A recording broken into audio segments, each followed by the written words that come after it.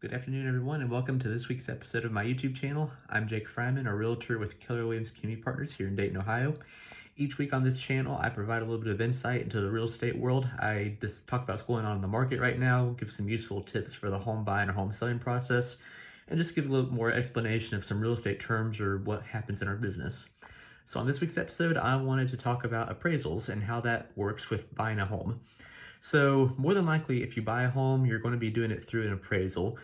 If you have enough cash on hand, you can do it as a cash purchase, which is better because that makes it happen a lot faster and a lot easier. But you're talking about having to spend like six figures, so not everyone has that much money on hand. So more than likely, you will be purchasing through a loan. At least some of the house will be financed via a loan.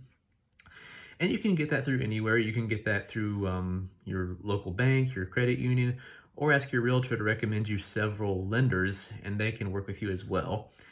Up to you. But as part of the lending process, they will do an appraisal. An appraisal is basically the lender orders an appraisal and makes sure that the house is worth what the loan is going to be distributed for. For example, if you offer $300,000 on a house, but it's only worth $200,000, that's all that the bank or the lender will provide you because they're not going to overpay on something that is not actually worth that. It's kind of to protect themselves and to protect their investment. This whole thing got a lot more regulated in 2008 after that big housing crisis. The lending industry was a little bit loose before that, but ever since then, it's really been ringed in a little bit. So now there's a lot more restrictions on that. So an appraisal will be ordered. It is unbiased. So basically the lender will send out an order for an appraisal, and then there's a bunch of appraisers around here in Ohio or any part of the country, and it'll get randomly assigned to an appraiser, and then that person will go out there. They'll actually physically look at the house. They'll look at the condition of the house. They'll look at the inside, the outside, see what updates have been done. They'll look at the neighborhood around there. They'll also see what has recently sold in the area, similar houses that have sold, their values, and from that, they will determine an appraisal price. It's a very scientific way. I mean, these appraisers, they have to go through like a year of training, a ton of regulation, a ton of things they have to go through to actually get licensed with the state as an appraiser. It's a very extensive process.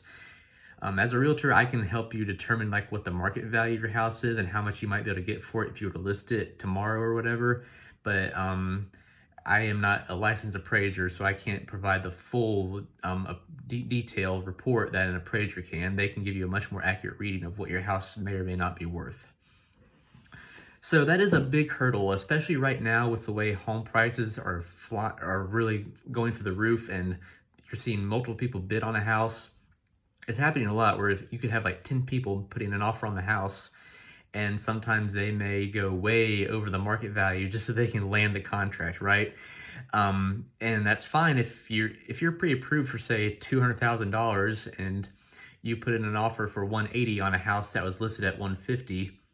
I mean, you can do that, but more than likely the appraisal will not go that high if it was only valued at $150.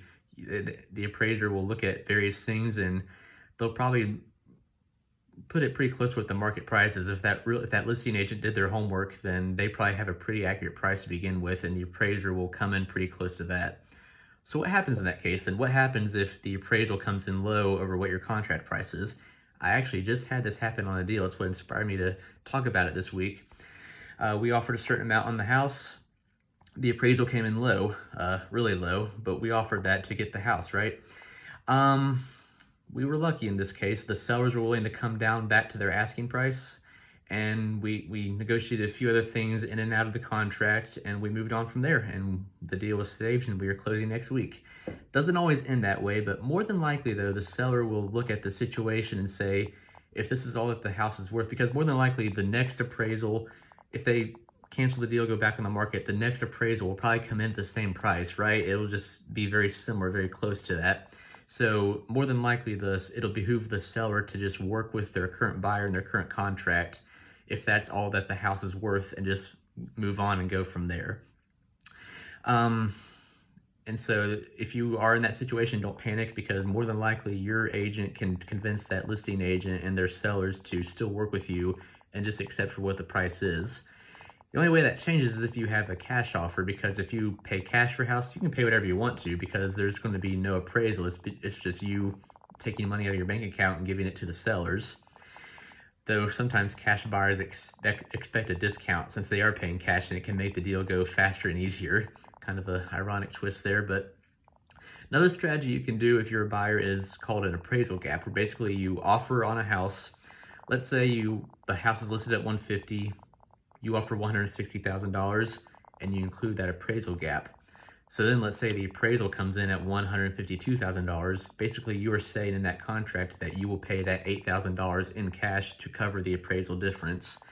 Very attractive to sellers because they know that they will still get that difference, even though your loan will only be for that 152. You can pay that extra 8 out of your pocket if you want to.